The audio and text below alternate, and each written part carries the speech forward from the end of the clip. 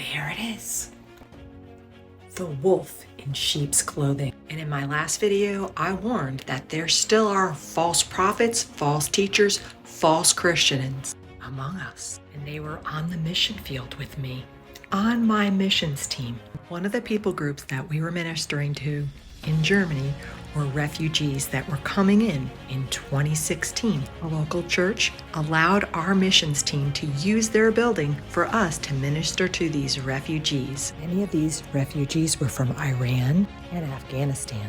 One day, one of our leaders on our missions team said, "Hey, a lot of the refugees are asking questions about the Bible." Remember, they come from a Muslim background. But their questions were, why do we even need to stick with the Bible? And the leader that said this, one minute he himself says, I do stick with the Bible.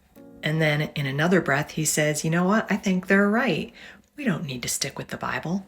And the leader of our missions team, he even was encouraging us all the time to not do Bible studies. Instead, he said, stay away from the Old Testament and just give a few verses here and there from like a sheet of paper of Bible verses. Then there was another leader on our team, and he didn't do training with us. He was kind of like an outsider that was allowed to be brought in, and we didn't know him really well.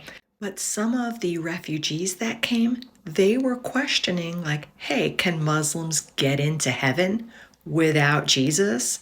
And this outsider that was on our team, he said, yeah. Here, these were people that were calling themselves followers of Christ, saved Christians on the mission field that had 100 and something refugees from the Middle East coming to the church, and they truly didn't want to have anything to do with telling them about Jesus.